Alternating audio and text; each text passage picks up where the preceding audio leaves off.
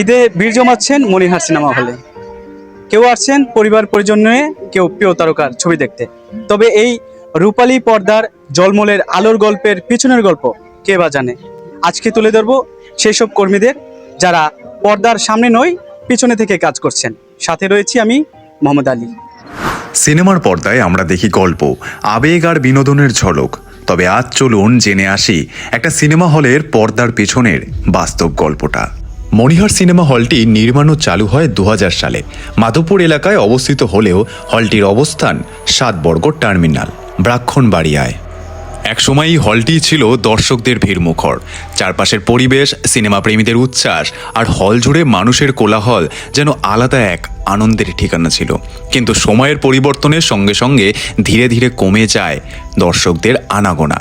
আধুনিক প্রযুক্তি আর অনলাইন বিনোদনের ভিড়ে হারিয়ে যেতে বসে অনেক পুরনো সিনেমা হলের ঐতিহ্য। তবুও সিনেমা প্রেমিকদের ভালোবাসা আর কিছু নিয়মিত দর্শকদের চাহিদার কারণে এখনও টিকে আছে মনিহার সিনেমা হলটি। বর্তমানে হলটি পরিচালনা করছেন 2 ব্যক্তি। সীমিত সুযোগ সুবিধার মধ্যেও তারা চেষ্টা করে যাচ্ছেন এই হলের আলোটি জ্বালিয়ে রাখতে। তাদের সংগ্রাম এবং কঠোর পরিশ্রম আর সিনেমা হলকে ঘিরে থাকা পর্দার পিছনের এক বাস্তব গল্পকে নিয়েই আজকের এই বিশেষ ভিডিও। দর্শক, এই মুহূর্তে আমরা রয়েছি মাধবপুর 7 বর্গ মনিহার সিনেমা হলের যে অপারেটর রুমটি রয়েছে সেখানে। এখান থেকেই মূলত পরিচালিত হয় সিনেমা, যেখান থেকে হাজারো দর্শক বিনোদনের খুঁজে নতুন পথ খুঁজে। আমরা এখন সেখানকার অপারেটর বা যারা এখানে কর্মী আছে তাদের সাথে কথা বলবো। চলো।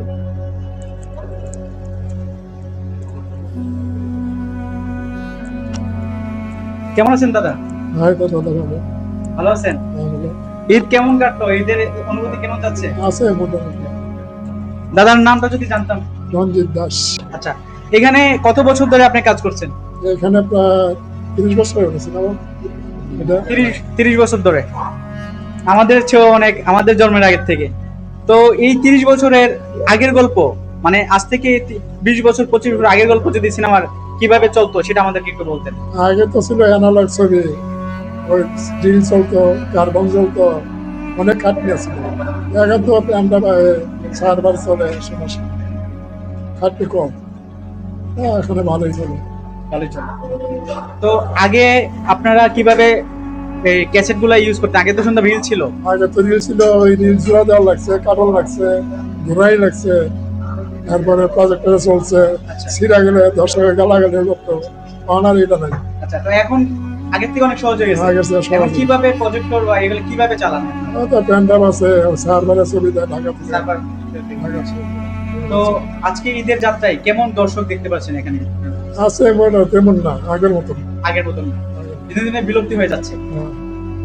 দর্শক, এখানে আমাদের পাশে যাকে দেখতে পাচ্ছেন উনি এই মনিহার সিনেমা হলের আজ থেকে 30 থেকে 35 বছর আগের থেকে এখানে কর্মস্থলে ছিলেন এবং এখনো বর্তমানে রয়েছেন। ওনার এই দক্ষ পরিচালনায় এই মনিহার সিনেমা হল চলছে। আমার পাশে আরেক সহযোদ্ধা, যার কথা না বললেই নয়, আমাদের পরিচিত মুখ, এলাকার আমাদের বড় ভাইও বলতে পারেন। আজ তপন ভাইয়ের সাথে কথা বলবো। তপন ভাই কেমন আছেন? জি, ভালো আছি। আচ্ছা, এখানে কত বছর ধরে কাজ করছেন? আমি এই জায়গাতে কাজ করতেছি 23 বছর হলো। 23 বছর। 2003 সালে ঢুকছিলাম। তো এই 23 বছরের এই আজ থেকে এখন তো 2026, এই 23 বছর আগের গল্প যদি কিভাবে পরিচালনা করছেন বা কিভাবে এটা চলতো যদি সেটা গল্প। আগে তো আমাদের অ্যানালগ মেশিং এ চলতো, বড় মেশিং ছিল, রিলে ছবি চালাইতাম। আর বর্তমানে আমরা সার্ভার দিয়ে চালাই, অনেক ডিজিটাল হয়েছে। সার্ভার যে যাদের মেশিং আছে, সার্ভার দিয়ে আমরা ছবি চালাই আর প্রজেক্টর দিয়ে চালাই। আচ্ছা, তো সেই তুলনায় আগে কেমন দর্শক হতো আর এখন কেমন দেখতে পাচ্ছেন? আগে তো প্রচুর দর্শক হইতো, অনেক আগে তুলনায় দর্শক কমে গেছে।